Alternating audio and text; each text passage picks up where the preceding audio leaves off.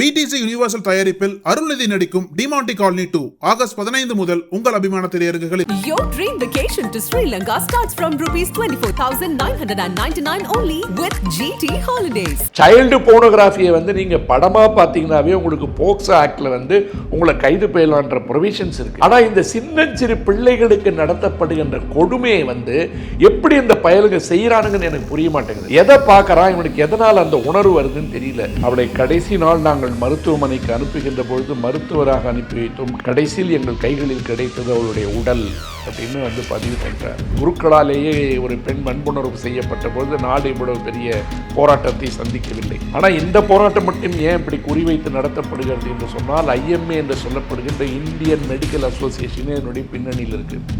அந்த பெற்றோர்கள் அந்த நைட் மேர் சொல்லுவாங்க. ஒவ்வொரு நாளும் தூக்கத்திலிருந்து உதறிக்கிட்டு எந்திரிப்பாங்க. அவங்க உடம்பு சிலுக்கிறது இல்லை, உடம்பு உதறும் அந்த பயத்தை நினைச்சா. இவங்களே வாலண்டியரா போய் வண்டியில ஏறி முகநூல் மூலமாக பழக்கமாகி அவன் செலவு பண்றான்றதுக்காக அவன் இருக்கிற இடத்துக்கு தேடி போய் அதுக்கு பின்னாடி கட்டி போட்டு அடிக்கிறான், சவுக்கால் அடிக்கிறான், சத்தத்தெல்லாம் கேட்க வேண்டிய கொடுமை வந்தது. லிவிங் டுகெதர் கூட தப்பில்லைன்னு சுப்ரீம் கோர்ட்லாம் சொன்ன பின்னாலும் கூட இவ்வளவு பாலியல் வக்கரங்கள் நடப்பதற்கு காரணம் என்ன? குறிப்பாக கோவிட் வந்ததுக்கு பின்னாடி மனிதன் மிருகமாகவே மாறிவிட்டான். சுதந்திர தின உரையில மோடி பேசுறாரு, நாட்டில் பெண்களுக்கான பாதுகாப்பு உறுதி செய்யப்பட்டிருக்கு. இதே பிரதமர் தான் குக்கி இன பெண்ணை நடுச்சாலையில் வைத்து மேத்தி இன மக்கள் அவருடைய பிறப்புறுப்பில் கை வைத்து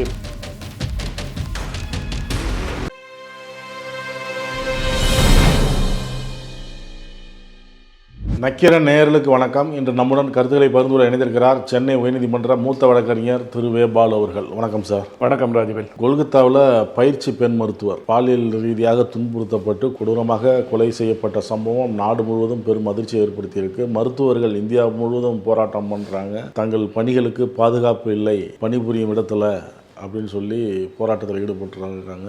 கொல்கத்தா உயர்நீதிமன்றமே மாநில அரசுடைய நடவடிக்கைகளை திருப்தி இல்லை அப்படின்னு சொல்லி சிபிஐக்கு மாற்றுது. சிபிஐயும் தீவிர விசாரணையில் இருக்குது. உச்சநீதிமன்றமும் இதில் தலையிடுது. அவங்களும் பல்வேறு கேள்விகளை எழுப்பியிருக்காங்க. எஃப்ஐஆர் போடுறதுக்கு ஏன் இவ்வளோ நேரம் ஆச்சு, அங்கே பாதுகாப்பு ஏன் இல்லை, பல்வேறு கேள்விகள் மாநில அரசுக்கு நெருக்கடி ஏற்படுத்தியிருக்கு. மாநில முதல்வரும் இதுக்கு நீதி கிடைக்கணும்னு பேரணி போகிறாங்க, போராட்டம் அந்த கட்சியும் நடத்துது. இந்த வழக்கை, இந்த பின்னணி இதெல்லாம் எப்படி பார்க்குறீங்க? அதாவது நிர்பயா வழக்குக்கு பின்னாடி நிலை குலைந்து போன இந்தியான்னு சொன்னால் இந்த வழக்குன்னு சொல்லலாம். நிர்பயா வழக்கு எவ்வளோ பெரிய தாக்கத்தை உருவாக்குச்சோ, அதற்கு பின்னால் எவ்வளவு விழிப்புணர்வு ஏற்படுத்தப்பட்டதோ அத்தனையும் ஒரு குருட்டுத்தனமான நம்பிக்கையை தான் இந்த மக்களுக்கு கொடுக்குதுன்றதை இந்த வழக்கு மீண்டும் ஒரு முறை நிரூபிச்சிருக்கு. இது நமது கண்களை குடமாக்குகின்ற ஒரு நிகழ்ச்சி, எமோஷனலாக நம்மை பாதிக்கின்ற ஒரு நிகழ்ச்சி, மனதினுடைய அடித்தளம் வரை சென்று பாய்ந்து நம்முடைய தூக்கத்தை கெடுக்கின்ற ஒரு நிகழ்வு. தூங்காத இரவுகளை கொடுப்பது மட்டுமல்லாமல் பெண் பிள்ளைகளை பெற்ற எல்லோருக்கும் பதபதைக்கும் நெஞ்சோடு ஒவ்வொரு நாளையும் கடத்துகின்ற அளவிற்கு வாழ்நாளினுடைய நிகழ்வுகள் எல்லா இடத்துலையும் நடந்துகிட்டு இருக்கு. கல்கத்தாவில் நடந்த இந்த நிகழ்ச்சி என்றதை சொல்லக்கூடாது. அது ஒரு துன்பியல் சம்பவம். அந்த துன்பியல் சம்பவம் என்பது தொடர்ந்து பெண்களின் மீது நடத்தப்படுகின்ற தாக்குதல் என்பது ஒரு புறம் இருந்தாலும் கூட அது வன்புணர்வோடும் வாழ்க்கையை முடிப்பதாகவும் இருக்கின்ற பொழுது அதற்கு மேலே நம்ம கவனத்தை செலுத்த வேண்டியதாக இருக்குது. இந்த வழக்கில் ஒரு பயிற்சி மருத்துவர் 31 வயது நிரம்பியவர். அந்த பெண்ணோட தகப்பன் சொல்கிறாரு, என் பெண்ணை படி என்று நாங்கள் படிக்க வைத்தோம். அவளை கடைசி நாள் நாங்கள் மருத்துவமனைக்கு அனுப்புகின்ற பொழுது மருத்துவராக அனுப்பி வைத்தோம். கடைசியில் எங்கள் கைகளில் கிடைத்தது அவளுடைய உடல் அப்படின்னு பதிவு பண்ணுறாரு. இந்த பெண்ணை படிக்க வைப்பதற்காக அவர் தையல் வேலை தான் செய்து கொண்டிருந்திருக்கிறார். தையல் வேலை செய்து கொண்டிருந்த ஒரு எளிய பின்னணியிலிருந்து வந்த ஒரு மருத்துவர். வேலை செய்கிற இடத்துல, அவங்க உட்கார்ந்துருக்கிற இடத்துல கிட்டத்தட்ட 18-20 மணி நேரம் வேலை பார்த்துருக்காங்க. தொடர்ந்து ஓய்வெடுப்பதற்காக ஓய்வு எடுப்பதற்கு செமினார் ஹால் என்று சொல்லப்படுகின்ற ஒரு ஒதுக்குப்புறத்துக்கு போய் இருந்திருக்காங்க. கூட இருந்த மருத்துவர்கள் யாரும் பார்த்ததாக சாட்சிகள் இல்லை. ஒரு voluntary worker, civil voluntary worker என்று தன்னார்வ தொண்டர் என்று அழைத்து கொள்ளுகின்ற சஞ்சய் ராய் என்று ஒருவர் சந்தேகத்தினுடைய பேரில் கைது செய்யப்பட்டிருக்கார். அந்த சஞ்சய் ராயினுடைய நடவடிக்கைகள் மிகவும் சந்தேகமாக இருக்கின்ற காரணத்தினால் சிசிடிவி கேமராவினுடைய பதிவுகள் அவரை நோக்கி கை நீட்டுது. கைது செய்யப்பட்டதுக்கு பின்னாடி நீங்கள் பார்த்தீங்கன்னா அந்த சஞ்சய் ராயனுடைய பின்னணியே ரொம்ப கொடூரமாக இருக்குது. சஞ்சய் ராயனுடைய மாமியார் ஒரு பேட்டி கொடுக்குறாங்க, அவரை தூக்கில் போடுங்க, என் பெண் பிள்ளைக்கு 1000 தொல்லைகள் கொடுத்து அவருடைய மன உறவு என்பதே சரியான நிலையில் இல்லை, 3 மாத கர்ப்பிணியாக இருக்கும்பொழுது இவர் அடித்த அடியில் அந்த கர்ப்பம் தானாக கலைந்து விட்டது, 2 முறை இப்படி நடந்திருக்கிறது, ஆகவே அந்த பெண்ணிற்கு நடந்த கொடுமைக்கு அவனை தூக்கில் போடுங்கன்னு மாமியார் பேட்டி கொடுக்குது. இப்போ இதில் ஒரு மிகப்பெரிய பிரச்சனை என்ன அப்படின்னு கேட்டிங்கன்னா, அது நடந்து முடிந்ததற்கு பின்னால் அந்த கல்லூரி முதல்வரை வெளியேற்றணும்னு போராட்டம் நடந்து கல்லூரி முதல்வரை கிட்டத்தட்ட கைதும் செஞ்சாங்க. அதற்கு பின்னால் வேறொரு முதல்வரை கொண்டு வந்தால் அவர்களையும் ஏற்றுக்கொள்ள மாட்டோம் என்று மருத்துவர்கள் நடத்திய போராட்டத்தின் காரணமாக, மாணவர்கள் நடத்திய போராட்டத்தின் காரணமாக கல்கத்தா என்பது இன்றைக்கு கொதிநிலையில் இருக்குது. கொதிநிலையில் இருப்பது மட்டுமல்லாமல் ஒட்டுமொத்த இந்தியாவே இதை உற்று நோக்கியபடி கலங்கிய கண்களோடு தான் நம்ம இந்த செய்திகளை படிக்க வேண்டியதாக இருக்குது. ஏன்னா நடந்து முடிந்த அந்த கொடூரத்தினுடைய உச்சத்தை நான் ஒரு வழக்கறிஞனாகவே இருந்தாலும் கூட நான் வார்த்தைகளால் அதை சொல்ல விரும்பவில்லை. அந்த உடலுக்குள் கண்டெடுக்கப்பட்ட ஆண் விந்தணுக்களுடைய அளவு, அதனுடைய கொடூரம், ஏற்பட்டிருக்கின்ற காயங்கள் எல்லாவற்றையும் பார்க்கின்ற பொழுது அது ஒரு கூட்டு பாலியல் வன்முறை என்பதை நோக்கி அது நகர்கிறது. பயிற்சி மருத்துவர்கள் மீதே 4-5 பேர் மீது சந்தேகத்தினுடைய நிழல் படுகிறது. கூட இருக்கின்ற மருத்துவர்களையும் விசாரிக்க வேண்டும் என்ற குரல் அந்த பெண்ணினுடைய வீட்டிலிருந்து கிளம்பி இருக்கிறது. நீங்கள் சொன்ன மாதிரி அந்த மாநில முதல்வரே தெருவில் போராடிக்கிட்டு இருக்காங்க.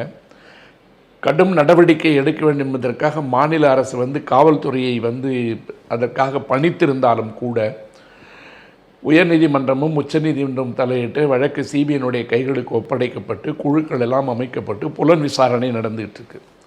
சட்டம் ஒழுங்கு சரியில்லை என்பதாக உயர்நீதிமன்றம் தெரிவித்திருந்தாலும் கூட ஒரு மருத்துவமனையினுடைய பாதுகாப்பு போதுமானதாக இல்லைன்னு சொல்லிட்டு சிஐசியுடைய கண்ட்ரோலுக்கு கொடுத்துட்டாங்க. மத்திய தொழில் பாதுகாப்பு படை இருக்கு இல்லையா, அவங்க கையில் மருத்துவமனையை ஒப்படைச்சிட்டாங்க.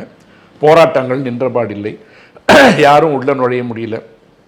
இவ்வளவு கொடூரங்கள் நடந்துகிட்டு இருக்கிற இடத்துல இதில் அந்த மாநில முதல்வருடைய நடவடிக்கைகள் சரியில்லை, சட்டம் ஒழுங்கு சரியில்லை, ஆகவே மம்தா பானர்ஜியினுடைய ஆட்சியை கலைக்கணுன்ற இடத்துல அந்த இடத்துல அரசியல் உள்ள வருது. ராஜினாமா செய்யணுங்கிறதான், கலைக்கணும், ராஜினாமா செய்யணும் அப்படின்ற அரசியல் உள்ள வருது. அந்த அரசியல் உள்ள வரதனுடைய பின்னணி என்னன்னு கேட்டிங்கன்னா, இதில் கொஞ்சம் அரசியலும் இருப்பது என்பது உண்மை. அதாவது இன்றைக்கி கல்கத்தாவில் மட்டும்தான் இப்படி ஒரு சம்பவம் நடக்கிறதா என்றால் நமக்கு இப்போ நான் வரிசையை என்னால் இப்போ சொல்ல முடியும். 2 நிமிஷத்தில் நான் சொல்கிறேன். ஒட்டுமொத்த இந்தியாவிலையும் என்ன நடந்துகிட்ருக்கு, அதனுடைய எதிர்வினைகள் என்னன்னு நம்ம பார்ப்போம். அதாவது ஜம்மு காஷ்மீரில் கோவிலுக்குள் வைத்து குருக்களாலேயே ஒரு பெண் வன்புணர்வு செய்யப்பட்ட பொழுது நாடு இவ்வளவு பெரிய போராட்டத்தை சந்திக்கவில்லை இல்லையா? அதே போல் உத்தரப்பிரதேசத்தில் கத்ராவில் நடந்தபோது அன்றைக்கும் இப்படிப்பட்ட போராட்டங்கள் நடக்கவில்லை. ஆனால் இந்த போராட்டம் மட்டும் ஏன் இப்படி குறிவைத்து நடத்தப்படுகிறது என்று சொன்னால், ஐஎம்ஏ என்று சொல்லப்படுகின்ற இந்தியன் மெடிக்கல் அசோசியேஷனே என்னுடைய பின்னணியில் இருக்குது. இந்த சம்பவத்தை யாராலும் நியாயப்படுத்த முடியாது. இது காட்டுமிராண்டி அல்லது காட்டுமிராண்டிகளால் நடத்தப்பட்ட காம வேட்டை. அதற்கு பலியானது ஒரு பச்சிடம் குழந்தையோட இல்லை, ஒரு பருவ வயதை கடந்து இருக்கின்ற ஒரு பெண். வாழ்க்கையில் அடியெடுத்து வைத்து கொண்டு கனவுகளோடு கனவுகளை சுமந்து கொண்டிருந்த ஒரு பெண் இன்றைக்கு காற்றோடு காற்றாக கொண்டு செல்லப்பட்டு விட்டாள். ஆனால் இவ்வளோ பெரிய கொடூரத்தை நிகழ்த்திய அந்த காம கொடூரன் யார் என்பதை ஃபிக்ஸ் பண்ணிவிட்டு இன்னும் புலன் விசாரணை போயிட்டுருக்கு. எப்போவுமே ஒரு புலன் விசாரணை நடந்து கொண்டிருக்கின்ற பொழுது அந்த புலன் விசாரணையை பாதிக்கின்ற அளவிற்கு போராட்டங்களோ அல்லது கருத்து உருவாக்கங்களோ செய்யப்படுமானால் உண்மையான குற்றவாளி தப்பிவிடுவதற்குண்டான வாய்ப்புகள் இருக்குது. இப்போ இதன் பின்னாடி என்ன அரசியல் நான் சொல்ல வரேன்னு கேட்டிங்கன்னா, இது ஆகஸ்ட் 9ஆம் தேதி நடந்தது. அதுக்கு பேரலாக அதற்கு பக்கமாக என்ன நடந்தது நம்ம அப்படின்னு பார்த்தோம்னா, ஓரிடத்தில் பள்ளி மாணவிகளை கொண்டு போய் பேருந்தில் வைத்து 5 பேர் இதை போன்ற வன்புணர்வு செய்தார்கள்னு ஒரு 5 பேர் ஹரியானா பக்கத்தில் கைது செய்யப்பட்டார்கள். உத்தரப்பிரதேசத்தில் இதுக்கு பின்னாடி வேலைக்கு சென்று பணிக்கு சென்று தனியாக கொண்டிருந்த ஒரு தலித் பெண்ணை இதை போன்ற பாலியல் பலாத்காரம் செய்து அப்படி ஒரு வன்புணர்வு செய்யப்பட்டது இன்னொரு வழக்கு ரிப்போர்ட் ஆச்சு. மும்பையில் பிஜேபி ஆட்சி நடத்தி கொண்டிருக்கின்ற இடத்தில் 2 பள்ளி சிறுமிகள் 4 வயதே மட்டும் நிரம்பியவர்கள் பத்லாபூர் என்ற இடத்தில் இருக்கின்ற ஒரு பள்ளியில் துப்புரவு தொழிலாளியால் அவர் பண்புணர்வு செய்யப்பட்டார். வந்து இன்றைக்கி பெரும் போராட்டம் வந்து பாரதிய ஜனதா கட்சி கூட்டணி ஆட்சி நடத்தி கொண்டிருக்கிற மகாராஷ்டிரா ஒரு பெரிய மாநிலம். ஆனால் கல்கத்தா பேசப்படுகின்ற அளவிற்கு மகாராஷ்டிரா பேசப்படவில்லை. மகாராஷ்டிராவில் போராட்டத்தில் ஈடுபட்டுருக்கிறவங்கள போய் கைது பண்ணிகிட்டு இருக்காங்க. 40 பேர் 50 பேர்னு அவங்கள வந்து அங்கே கைது பண்ணிகிட்டு இருக்காங்க. இப்போ நீங்கள் அப்படி பார்த்தீங்கன்னா அந்த பக்கம் கல்கட்டாவில் ஒரு பக்கம் நடக்குது, இந்த பக்கம் மகாராஷ்டிராவில் வந்து பாரதிய ஜனதா கூட்டணியில் இருக்குது. ஆனால் இங்கே வந்து மகாராஷ்டிரா வந்து ஆட்சியை கலைக்கணும், முதல்வர் வந்து இதை பற்றி போகணும், ஆட்சியை விட்டு போகணும்னு சொல்ல. நான் என்ன சொல்கிறேன், ஒரு 31 வயது நிரம்பிய ஒரு பெண்ணிற்கு நீதி கேட்கின்ற அவர்கள்தான் வாழ்க்கையினுடைய துளிகளாக கனவின் சிறகுகளை சுமந்து கொண்டு பட்டாம்பூச்சிகளை போல உள்ளே சுற்றிக்கிட்டு இருந்த அந்த 4 வயசு குழந்தை இருக்குது பாருங்கள், அதுக்கு அந்த மாவட்டத்தில் இருக்கிறவங்க மட்டும்தான் போராடிட்டு இருக்காங்க. ஒட்டுமொத்த இந்தியாவில் அதற்கு உண்டான குரல் இல்லை. உத்தரப்பிரதேசத்தில் காணாமல் போன அந்த தலித் பெண்ணுக்கு உண்டான குரல் இல்லை. இதே ஹரியானாவில் வந்து ஒரு பள்ளி முதல்வர் வந்து கல்லூரி முதல்வர் வந்து 142 மாணவிகள் மேலே கை வச்சிட்டாருன்னு சொல்லிட்டு புகார் போயிருக்கு. அதுக்கு நாடு கொந்தளிக்கலை.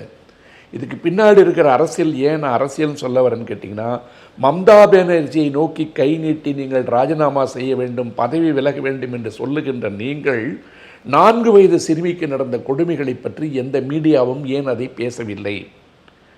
ஒட்டுமொத்தமாக மருத்துவர்கள்லேருந்து எல்லா இடத்துலையும் போராடிட்டு மெழுகுவத்தி ஏற்றிக்கிட்டு கையில் டார்ச் லைட்டை வச்சுக்கிட்டு மொபைல் ஃபோனில் இருக்க டார்ச்செல்லாம் வச்சுட்டு போராடுறாங்க. அது கண்டிப்பாக செய்யணும். குற்றவாளிகளை கண்டுபிடிக்க வேண்டும், ப்ராசிக்யூட் பண்ணணும், தகுந்த தண்டனை கொடுக்கணுன்றது வந்து 2வது கருத்தே கிடையாது. அந்த குற்றவாளிகள் அந்த ஆளும் மேற்கு வங்கத்துடைய ஆளும் கட்சியை சேர்ந்தவங்க, அவங்களுக்கு நெருக்கமானவங்கனால தான் அம்மாநில காவல்துறையும் முதல்வரும் நடவடிக்கை எடுக்கலை, தீவிரம் காட்டலை, கவனம் செலுத்தலை அப்படிங்கிறாங்க. அதாவது அவர் ஆளும் கட்சிக்கு நெருக்கமானவர் நீங்கள் சொல்ல ஆரம்பிச்சிங்கன்னா, இதே போன்ற வழக்குகளில் எல்லாருமே ஆளுங்கட்சி நெருக்கமானவங்க வருவாங்க. ஸ்ரீமதி வழக்கில் என்னாச்சு? கள்ளக்குறிச்சியில் அவர் யாருக்கு நெருக்கமானவர்? பாரதிய ஜனதா கட்சிக்கு மிக நெருக்கமானவன்ற காரணத்தால் இன்னைய தேதி வரைக்கும் அவர் வந்து புக்கில் வரல. அவருக்கு என்ன பெரிய அந்த பெண்ணுக்கு வந்து நியாயம் கிடைச்சிருச்சு. தமிழ்நாட்டு அரசாங்கம் வந்து அதையும் வந்து விட்டது தவறுன்னு நம்ம பதிவு பண்ணியிருக்கோம். இப்படி பார்க்கும்போது நான் வந்து அதை நியாயப்படுத்த முடியாது. அந்த செயல் என்பது அந்த குடும்பத்திற்கு கண்டிப்பாக நியாயம் கிடைக்கணும். ஒரே இடத்துல டார்கெட் பண்ணி இந்த அரசாங்கத்தை வந்து காலி பண்ணிடணும் அப்படின்னு சொல்லிட்டு அதை எல்லா இடத்துக்கும் கொண்டு போகிறாங்க இல்லையா? இப்போது நம்ம தமிழ்நாட்டில் நேராக வரும். 2 நாளைக்கு முன்னாடி கிருஷ்ணகிரியில் என்ன நடந்தது? ஒரு பள்ளி எந்த விதமான அங்கீகாரமும் இல்லாமல் என்சிசி கேம்ப் நடத்துகிறோன்னு சொல்லிட்டு அந்த என்சிசி கேம்ப் நடக்கிற இடத்துல மாணவிகள் மீது கை வைக்கிறாங்கன்னு புகார் வந்து நாம் தமிழர் கட்சியை சார்ந்த ஒரு முன்னாள் நிர்வாகி கைது செய்யப்பட்டிருக்கு. உடனே அந்த கட்சி என்ன சொல்லுது, அவருக்கு எங்களுக்கு சம்மந்தம் இல்லைங்குது. அது வந்து பொதுவாக அந்த அரசியல் கட்சிகளுடைய ஸ்டைல். இது யாராவது வந்து நோட்டீஸ் அனுப்பினா கூட உடனே அவங்கள வந்து கட்சியை விட்டு நீக்கிறது. அது தனி அரசியல், அப்புறம் அதை பற்றி பேசுவோம். ஆனால் இங்கேயும் எந்த விதமான அங்கீகாரமும் இல்லாமல் 12-13 சிறுமிகள் மீது ஒரு அரசியல் பின்புலம் உள்ள ஒருத்தன் போய் கை வைக்கிறான். அப்போ இங்கே போனால் வேற ஒரு எதிர்க்கட்சி அரசியல் பின்புலம் வருது, இன்னொரு இடத்துக்கு போனால் ஆளுங்கட்சி அரசியல் பின்புலம் வருது. எல்லாத்துக்குமே ஒரு அரசியல் பின்னணி இருக்கும். ஆனால் அந்த அரசியல் பின்னணிக்கு அந்த கட்சி தான் காரணம்னு நம்ம சொல்ல முடியாது, சொல்லக்கூடாது. அது தர்மம் அல்ல. ஏன்னா அந்த பெயரை வைத்து கொண்டு அவன் அந்த அதிகாரத்தை பயன்படுத்தி கொண்டு அவன் தொடர்ந்து செய்து கொண்டு இருக்கின்ற இடத்தில் கட்சி அதை கண்டும் காணாமல் இருந்ததால் நம்ம கட்சி மேலே குறை சொல்லலாம். ஆனால் ஒரு கட்சி பின்னணி வச்சுக்கிட்டு அவன் மாற்றினதுக்கு பிற்பாடு அந்த கட்சிக்காரன் தெரிஞ்சதுன்னா உடனே இந்த கட்சி தான் காரணம் என்று சொல்வதை நம்ம வந்து அவ்வளோ தூரம் ஒரு வழக்கறிஞனா என்னால் பேச முடியாது. ஆனால் இவ்வளோ போராட்டம் நடந்துகிட்டு இருக்க இடத்துல நம்ம மக்களுக்கு வந்து இன்னொரு செய்தியை வந்து நான் சொல்லணும்னு நினைக்கிறேன். நிறைய பேர் மறந்துருப்பாங்க, நிறைய பேர் கடந்திருப்பாங்க, இன்னும் சில பேருக்கு வந்து அதை கேட்டால் தாங்க முடியாது. அப்படிப்பட்ட ஒரு வழக்கு நடந்திருக்கு நம்ம ஊரில். இது வந்து இவங்க வந்து பயிற்சி மருத்துவர், அவங்க வந்து நர்ஸ். எப்போ நடந்ததுன்னு கேட்டிங்கன்னா 1973 கிங் எட்வர்டு மருத்துவமனை என்று சொல்லப்படுகின்ற மும்பை மருத்துவமனையில் கர்நாடகாவில் பிறந்த அருணா ராமச்சந்திரன் ஷான்பாக் அப்படின்ற ஒரு பெண் இருந்தாங்க. அவங்க வந்து ஒரு கொங்கணி பிராமன் குடும்பத்திலேருந்து பிறந்தவங்க. 25 வயசில் வந்து அவங்க ஒரு நர்ஸாக வேலை பார்த்துட்ருக்காங்க அந்த மருத்துவமனையில்.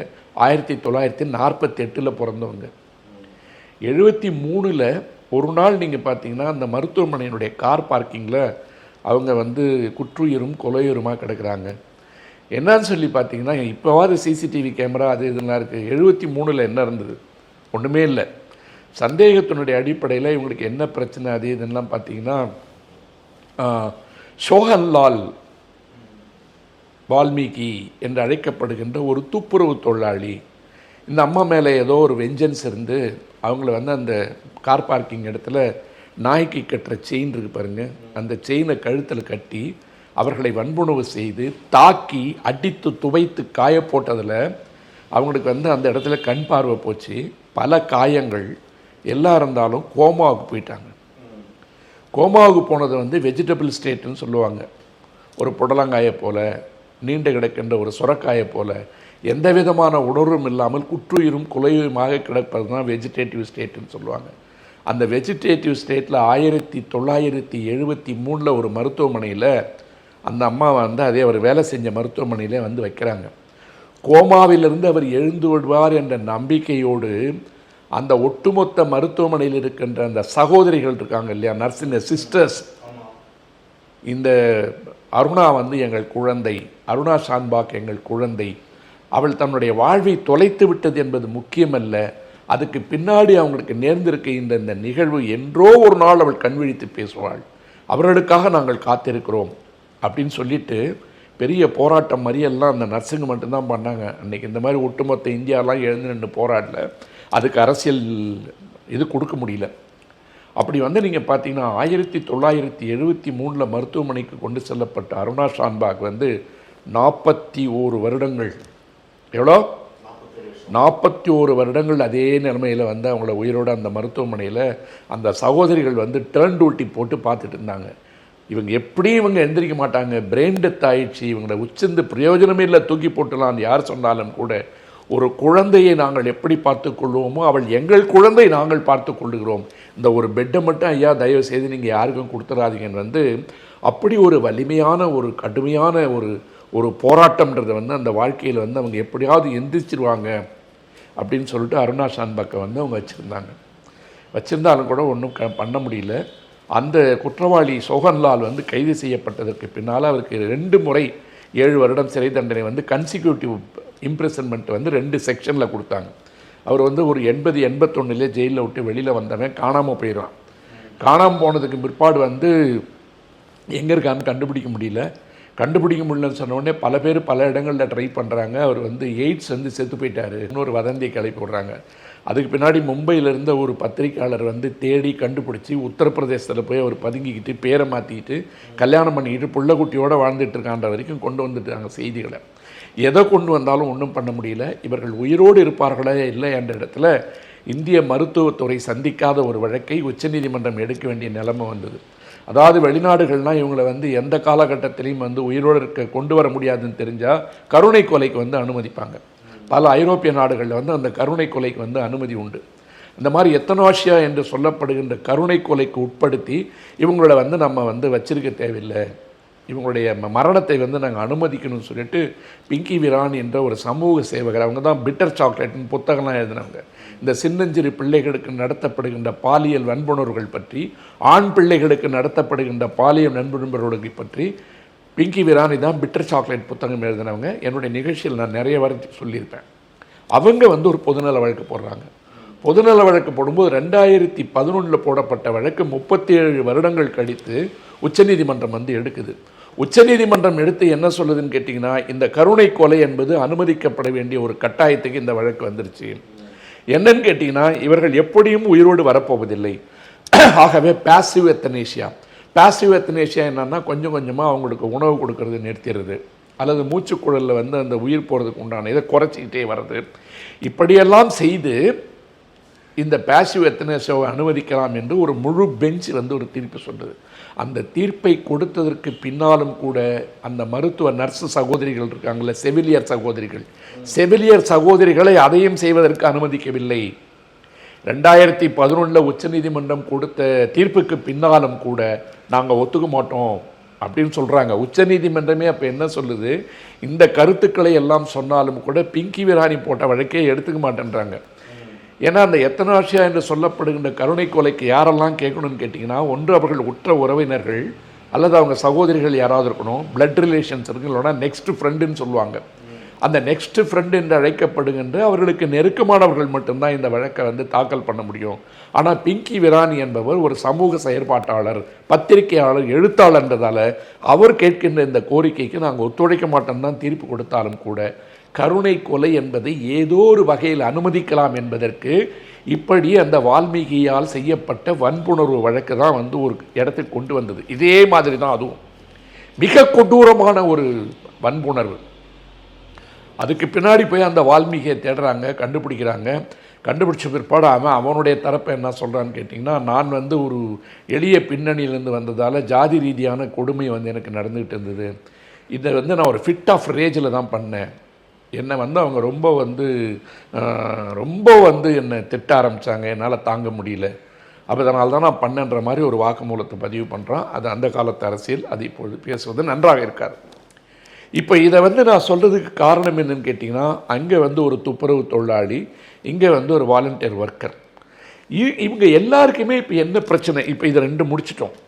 இந்த பக்கம் வந்து எந்த விதமான பின்னணியும் இல்லாமல் அவங்க எங்கேயோ இருக்கிறாங்க. இந்த ப்ரெடேட்டர்ஸ் என்று சொல்லப்படுகின்ற பாயும் மிருகங்கள் இருக்குது பாருங்கள், இதுங்க தேடி போய் பண்ணுறது. கேட்டால் வந்து இந்த கட்சிங்கிறான், தமிழ்நாட்டில் அந்த கட்சிங்கிறான், நடவடிக்கை வந்து கேட்டால் அது வந்து தெரியாதுங்கிறான். எல்லாருக்கும் பொறுப்பு இருக்குது. ஆனால் பல இடங்களில் வந்து இன்றைக்கி என்ன நடக்குதுன்னு கேட்டிங்கன்னா, உச்சநீதிமன்றமே சொல்லுது, இந்த சமூக ஊடகங்கள் வந்ததற்கு பின்னால் நான் நிறைய நிகழ்ச்சிகளில் பதிவு பண்ணுறேன், சமூக ஊடகம் என்பது ஒரு மனிதனுடைய குரலாக நீதிக்காகவும் நேர்மைக்காகவும் யாரெல்லாம் பேச முடியாதோ அவர்களுடைய குரலாக இருக்க வேண்டிய ஒரு இடத்துல பொழுது போகாமல் இருக்கிறவன், புரளி பேசுகிறவன், மக்களை பல வழிகளில் திசை திருப்பவனுக்கும் இது வந்து ஒரு காரணமாக இருக்குது. இப்போது நீங்கள் எடுத்து பாருங்கள், இன்றைக்கி வந்து நீங்கள் வந்து யூடியூப்பில் போய் பல நிகழ்ச்சிகள் பார்த்தீங்கன்னா, நான் மசாஜ் பண்ண போன இடத்துல பார்த்தீங்கன்னா கணவனே வந்து மனைவியை கொண்டு வந்து விட்டார்னு பதிவு பண்ணுறான். ஹோட்டலுக்கு போனால் அம்மாவும் பொண்ணும் பக்கத்தில் படுத்திட்டு என்ன பண்ண சொன்னாங்கன்றான். இதெல்லாம் வந்து பதிவு பண்ணுறான். அதுக்கு எவ்வளோ வந்து லைக்ஸ் வருது கேட்டிங்கன்னா, வியூவர்ஷிப் வருதுன்னு கேட்டிங்கன்னா லட்சக்கணக்கில் வருது. சினிமா நடிகள் வந்து யார் கூட போனாங்க, எங்கே படுத்தாங்கன்னு வந்து ஒருத்தர் பொழுதுக்கும் பேசிகிட்டு இருக்காரு. ஒரு அம்மா செருப்பு கைட்டு அடிக்க போச்சு. அதுக்கு முற்பாடு நிறுத்தின மாதிரி தெரில. கேட்டால் யூடியூப் நேயர்களே நீங்கள் போடுற சாப்பாட்டில் தான் நான் வாழ்ந்துட்டுருக்கேன்னு தொடர்ந்து பேசிக்கிட்டு இருக்காங்க. இதையெல்லாம் நாம் சொல்கிறதுக்கு காரணம் கேட்டிங்கன்னா, இந்த பாலியல் உணர்வுகளை சமூகத்தில் அங்கே இங்கே நடக்குகின்ற அழுக்கான நிகழ்வுகளை நியாயப்படுத்துவதாக அல்லது இன்ட்ரோடியூஸ் பண்ணிக்கிட்டே இருக்கிறது வந்து 24 மணி நேரமும் உங்களுக்கு மீடியாவில் கிடைக்கிது. சைல்டு போனோகிராஃபியை வந்து நீங்கள் படமாக பார்த்தீங்கன்னாவே உங்களுக்கு போக்சோ ஆக்டில் வந்து உங்களை கைது செய்யலான்ற ப்ரொவிஷன்ஸ் இருக்குது. ஆனால் பார்க்குறதால மட்டுமே அந்த ப்ரொவிஷன்ஸில் கைது பண்ண முடியாது. அதை நீங்கள் ஸ்டோர் பண்ணி வச்சுக்கிட்டு அதை ட்ரேட் பண்ணாவோ, அதாவது அதை வச்சு வியாபாரம் பண்ணாவோ, பப்ளிஷ் பண்ணாவோ, சர்க்குலேட் பண்ணாவோ தான் அது அஃபென்ஸ் ஆகும். அப்போ தான் அது குற்றமாகும். ஆனால் இந்த சின்னஞ்சிறு பிள்ளைகளுக்கு நடத்தப்படுகின்ற கொடுமையை வந்து எப்படி இந்த பயலுங்க செய்கிறானுங்கன்னு எனக்கு புரிய மாட்டேங்குது. எதை பார்க்குறான், இவனுக்கு எதனால் அந்த உணர்வு வருதுன்னு தெரியல.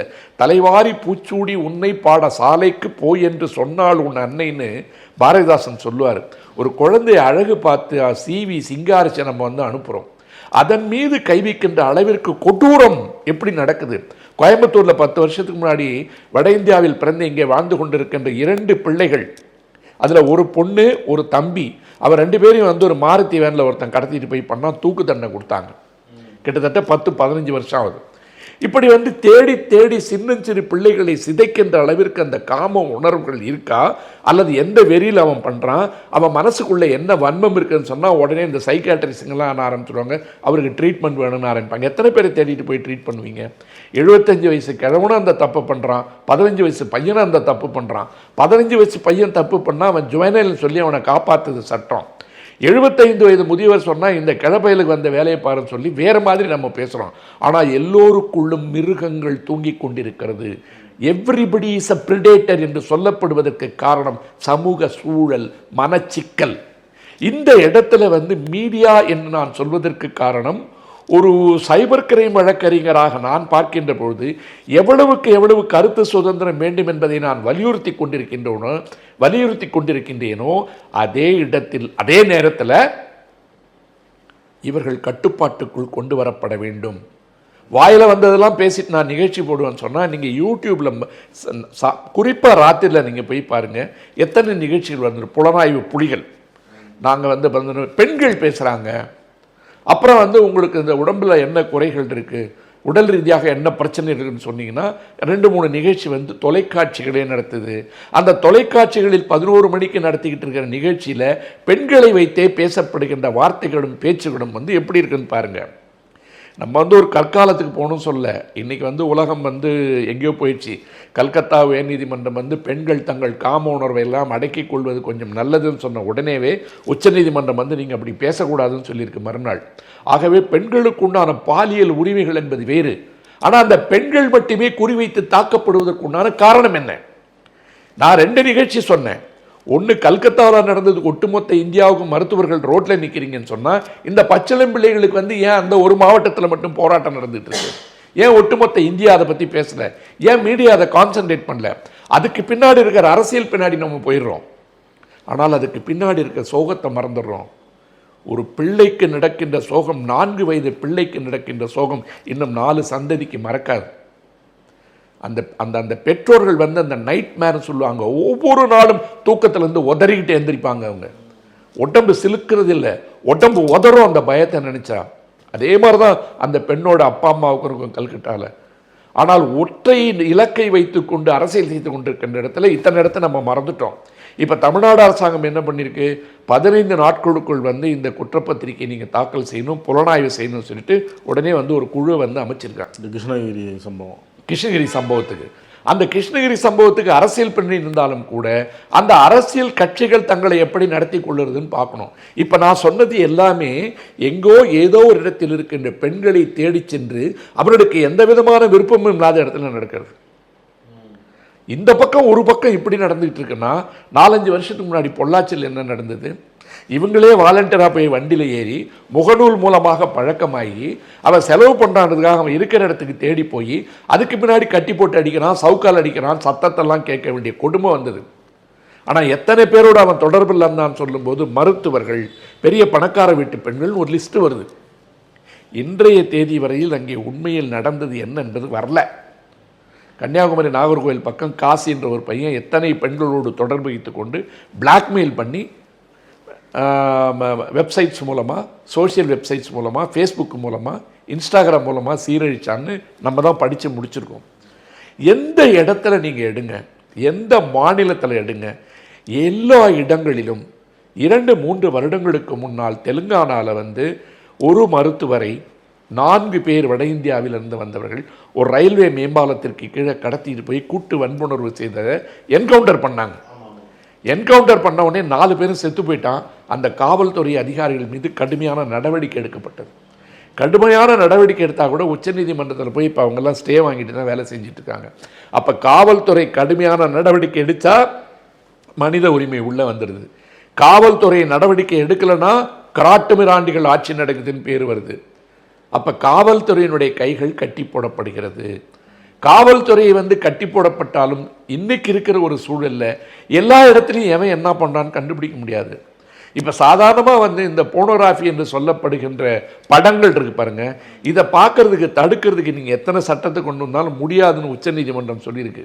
4 சுவர்களுக்குள் ஒருவன் என்ன பார்க்கிறான் என்பதை நாம் கட்டுப்படுத்த வேண்டும் என்று உள்ளே நுழைந்தால் அவன் ப்ராக்ஸி சர்வர் மூலமாக இன்னொரு இடத்துலேருந்து போலி அக்கௌண்ட்டில் ஓப்பன் பண்ணி பார்த்துட்ருப்பான்.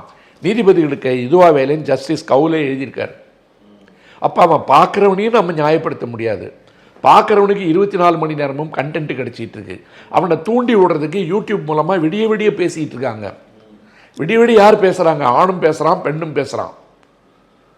ஆண் விபச்சாரிகள் எனக்கு நல்ல காசு வருதுன்னு ஒருத்தன் பேசுகிறான். பெண்களை கூட்டு வந்து உட்கார வச்சுட்டு என்னெல்லாம் பண்ணுறாங்க நீ பாருங்கள், என்னெல்லாம் பேசுகிறாங்கன்னு பாருங்கள்.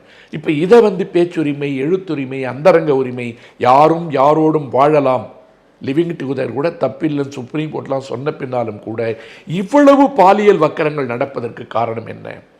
குறிப்பாக கோவிட் வந்ததுக்கு பின்னாடி மனிதன் மிருகமாகவே மாறிவிட்டான்.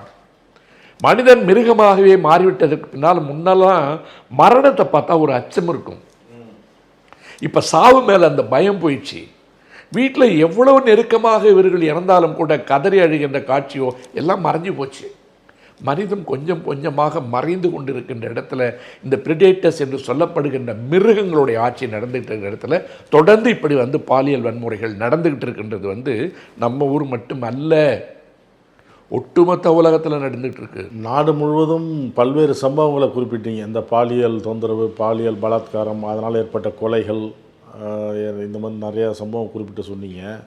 சுதந்திர தின உரையில் மோடி பேசுகிறார், பிரதமர் பேசுகிறார், நாட்டில் பெண்களுக்கான பாதுகாப்பு உறுதி செய்யப்பட்டிருக்கு, அவங்களுக்கு ஏதாவது இந்த கொடூரமான சம்பவம் நடந்தால் கடுமையான தண்டனைகள் கிடைக்கும், அப்படி இந்த தண்டனையை பார்த்தோம் அச்சப்படுவாங்கிற மாதிரிலாம் சொன்னார். இல்லை, இப்போது இந்திய தண்டனை சட்டம் அது இதெல்லாம் மாற்றிட்டாங்க. இப்போது வாயில் நுழையாத ஒரு 3 சட்டம் வந்திருக்கு, எனக்கு இன்னும் அந்த பேர் கூட தெரியாது.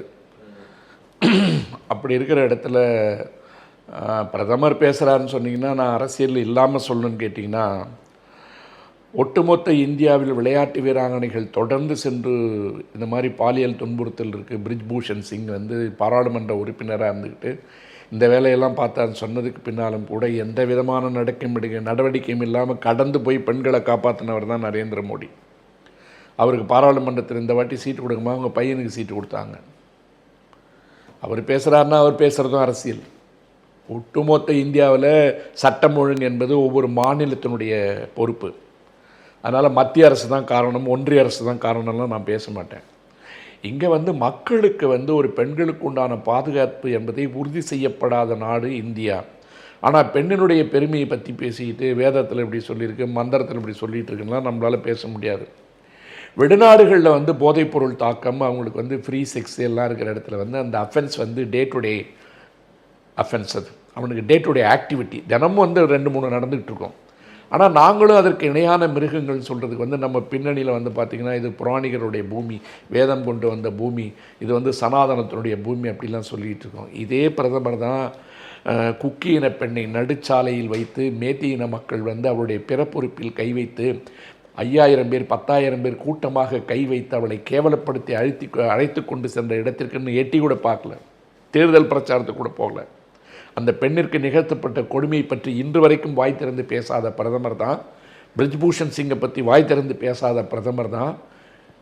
படித்த பெண்களெல்லாம் வந்து மல்யுத்த வீராங்கனைகள் போய் வந்து கண்ணீர் மல்க கொடுத்த எந்த புகாருக்கும் வந்து கையை தூக்காத பிரதமர் வந்து பேசுகிறான்னு சொன்னால் அது எப்போதும் போல் பேசுகிற ரொட்டீன் உரைன்னா வந்து வழக்கம் போல் பேசுகின்ற ஒரு உரை. அதுக்கு அவ்வளோ முக்கியத்துவம் இருக்கிற மாதிரி தெரியல. அதுக்காக நரேந்திர மோடி எல்லா இடத்துலையும் போய் நின்றுட்டு காப்பாற்றணும்லாம் என்னால் சொல்ல முடியாது. கடுமையான சட்டங்கள் இருந்தாலும் கூட காலதாமதத்தின் காரணமாக நீதிமன்றங்களில் கிடைக்கின்ற தீர்ப்புகள் என்பது வெகுநாள் கழித்து கிடைக்கின்ற காரணத்தால், புலன் விசாரணைகளில் நடக்கின்ற தாமதத்தால், அரசியல் தலையீடுகளால் சில குற்றவாளிகளை தப்ப வைப்பதற்கு ஆளும் கட்சிகளே காரணமாக இருப்பதால், அல்லது அதற்கு பின்னால் ஜாதியுடன் சென்று ஒளிந்து கொள்வதால், அல்லது வேறு சமூக பின்னணியில் சென்று தப்பித்துக் கொள்வதால், அல்லது பணத்தை கொடுத்து விட்டு வெளியே வருவதால் பாதிக்கப்பட்டவர்களாக இருக்கிறார்கள். மனித மிருகங்கள் வந்து மிருகங்களாகவே நடந்துட்டு இருக்கு. இப்போ இதில் வந்து நான் உடனே வந்து சினிமாவில் வர மாதிரி பெண்கள் ஜாக்கிரதையாக இருக்கணும், பெண்கள் வந்து பத்திரமா இருக்கணும்னு சொல்கிறதெல்லாம் வந்து ஒரு வெற்று புலம்பல், வெற்று அறிவுரை. ஏன்னா இன்றைக்கி பெண்கள் எல்லா இடத்துக்கும் தனியாக தான் போகணும். சில ஸ்கூட்டரில் வந்து டாக்ஸி சர்வீஸ் வந்திருக்கு, இப்போ ரேப்பிடோன்னு, பையன் ஓட்டுறான், பொண்ணு ஏறி பின்னாடி உட்காந்துட்டு போகுது. அவன் எங்கே போகிறான், என்ன பண்ணுவான்றது வந்து அந்த பெண் எப்படி தீர்மானிக்க முடியும்? தனக்கு ஏதாவது ஒரு பிரச்சனை வரும்போது தான் அது எந்த நம்பர் கூப்பிடணுன்றது வந்து அதுக்கு தெரியணும். அதே மாதிரி டாக்ஸியில் ஏறுறாங்க, தனியாக ஏறி வேலைக்கு போகிறாங்க, இறங்குறாங்க, நைட்டு 11 மணிக்கு வந்து இறங்குறாங்க. மனிதர்களாக இருக்கின்ற வரையில் எந்த பிரச்சனையும் இல்லை. மனிதனுக்குள் ஒளிந்து கொண்டிருக்கின்ற ஒரு மிருகம் தனது காம இச்சையை தீர்த்து கொள்றதெல்லாம் கிடையாது. இது 4 வயசு குழந்தைகிட்ட அவனுக்கு என்ன காம இச்சை இருக்கும்? அது வன்மம். அந்த வன்மம் என்னன்னு கேட்டிங்கன்னா, அவன் மனித பிறவியே அல்ல, அவன் மனிதனாக வாழ்வதற்கு தகுதியற்றவன். அவனது மண்டைக்குள் இருக்கின்ற மிருகத்திற்கு என்ன உணவு என்பதை அந்த கணமும் அந்த நிமிடமும் அந்த நொடியும் தீர்மானிக்கிறது. அவன் ஏன் மிருகமாக மாறுகிறான் என்ற தருணத்தை யாராலும் முடிவு செய்ய முடியல. ஆகவே இதுக்கு வந்து நீங்கள் சவுதி அரேபியா மாதிரி இருக்கிற நாடுகளில் பொது இடத்துல கல்லால் அடித்து கொல்லுவான், தூக்கில் போடுவான்றது இருந்தால் ஒழிய இது வந்து வேலைக்கு ஆகாது. நான் கொஞ்சம் கடுமையாக சொல்ல, நிறைய பேர் நினைப்பான் மனித உரிமை என்ன வருது, அதாவது இதாவதுன்னு. பேசுகிறவன் யாரும் நீங்கள் பாருங்கள், அவன் வீட்டில் போய் இந்த கொடுமையை செய்கிறதில்ல. அது ரொம்ப ரேர், அது மனப்பிறழ்வு உள்ளவர்கள் செய்கிறது. ஆகவே மிக கடுமையான சட்டங்கள் இருந்தாலும் கூட நாம் கட்டுப்படுத்த இட வேண்டிய நிறைய இருக்குது. ஒன்று ஊடகங்கள், சமூக ஊடகங்கள் முதல்ல, ரெண்டாவது திரைப்படங்கள், மூணாவது இந்த திரைப்படம் மூலமாக நாம் போதிக்கின்ற கற்பிக்கின்ற வன்புணர்ச்சியும் வன்முறையும் மனித மனங்களை 24 மணி நேரமும் தாக்கி கொண்டே இருக்கும். ஒரு ஆய்வறிக்கை சொன்னது, இருண்ட திரையறைக்குள் இருந்து பார்த்து கொண்டிருக்கின்ற ஒரு காட்சியினுடைய ரீட்டைனிங் பவர் என்று சொல்லப்படுவது 63% அவனுடைய மூளைக்குள் தங்கிவிடும். அதனுடைய பாதிப்பு தாக்கம் என்பது 63% இருக்கும் என்ற இடத்துல அந்த உணர்வோடு, அந்த நிகழ்ச்சியோடு, அந்த சம்பவத்தோடு அவன் தன்னை எப்பவுமே தொடர்பு படுத்தி கொள்ள வேண்டிய சந்தர்ப்பங்கள் அவனுக்கு எழும். ஆகவே பெண் பிள்ளைகளை பெற்றிருக்கின்ற எல்லோரும், இளம் சிறுமிகள் குழந்தைகள் தானே அப்படின்னு நினைக்கிறவங்க எல்லோரும் 80 வயது மூதாட்டிகளை கூட இவர்கள் விட்டு வைப்பதில்லை. இப்படியெல்லாம் இருக்கிற ஒரு சூழலில் பெண்ணை போகப் பொருளாகவே பார்த்து கொண்டிருக்கின்ற இடத்தில் always the women is shown or felt and shown and felt and also treated only as a sexual object என்று சொல்லப்படுகின்ற இடத்துல பெண்ணை உடம்பாகவே பார்ப்பதை விட்டுவிட்டு பெண்ணையும் உயிராகவும் மனதோடும் அவர்களையும் மனிதர்களோடு பார்க்க வேண்டிய நிலைமை இருக்குது. ஏன்னா கான்சென்சுவல் என்பது வேறு. 2 பேர் உடன்பட்டு அவர்கள் ஏதாவது ஒரு உறவில் ஈடுபடுகிறார் என்று சொன்னால் அது தனிப்பட்ட உறவு, தனிப்பட்ட விருப்பம். அதையெல்லாம் கடந்து நான் இப்படித்தான் செய்வேன் என்பதை எந்த இடத்திலும் நியாயப்படுத்த முடியாது. கல்கத்தாவில் நடந்திருக்கின்ற இந்த நிகழ்விற்கு கொடுக்கப்படுகின்ற தண்டனையும் அந்த புலனாய்வினுடைய முடிவுகளும் ஒட்டுமொத்த இந்தியாவுக்கும் ஒரு பாடமாக இருக்க வேண்டும். அது மும்பையிலும் நடக்க வேண்டும், தமிழ்நாட்டிலும் நடக்க வேண்டும், எல்லா இடங்களிலும் நடக்க வேண்டும். எல்லா இடங்களிலும் பெண் என்பவள் மிக சுதந்திரமாக வாழுகின்ற உணர்வை நாம் என்றைக்கு கொடுக்கிறோமோ அன்றைக்குத்தான் நாம் சரிபாதியை பெண்ணுக்கு கொடுக்கின்ற மாதொரு பாகனாக வாழ முடியும். கொல்கத்தா சம்பவம் முதல் தமிழ்நாடு வரைக்கும் பல்வேறு சம்பவங்களை குறிப்பிட்டு கடுமையான சட்டங்கள் வராத வரைக்கும் இந்த சம்பவங்கள் குறையாது அப்படிங்கிற சொல்லியிருக்கீங்க. பொறுத்திருந்து பார்ப்போம். இந்த கொல்கத்தா சம்பவத்திலேயே குற்றவாளிகள் எப்படி கண்டுபிடிக்க போகிறாங்க, குற்றவாளிக்கு என்ன தண்டனை தர போகிறாங்க, இப்போ நாடே அதான் எதிர்பார்த்துட்ருக்கு. கொல்கத்தா குற்றவாளிக்கு கடுமையான சட்டத்தை கொடுக்கணும் அப்படிங்கிறத நாடே எதிர்பார்த்துட்ருக்கு. பொறுத்திருந்து பார்ப்போம். கருத்துக்களை பகிர்ந்து கொண்டதற்கு நன்றி. வணக்கம். வாழ்க தமிழ்நாடு. உங்கள் நக்கீரன் இதழில் கதாசிரியர், தயாரிப்பாளர், இயக்குனர் என பன்முகம் கொண்ட திரைக்கலைஞர் VC குகநாதன் எழுதி வரும் சினிமா கொட்டகை பரபரப்புக்கு பஞ்சமில்லா தொடர். வாங்கி படியுங்கள். நக்கீரன். நக்கீரன் டிவிக்கு சப்ஸ்கிரைப் செய்யுங்கள். உங்கள் ஆதரவே எங்கள் பலம். ஆசிரியர்களுக்கு நண்பனாகவும் மாணவர்களுக்கு ஆசானாகவும் திகழும் தேர்வு வழிகாட்டி. ஒவ்வொரு பாடத்திற்கும் அனுபவமிக்க ஆசிரியர்களின் துல்லியமான தெளிவான விடைகள். CNC இருக்கு, தேர்வு பயம் எதற்கு? இது தீரன் பப்ளிஷிங் ஹவுஸ் விற்பனை வெளியீடு.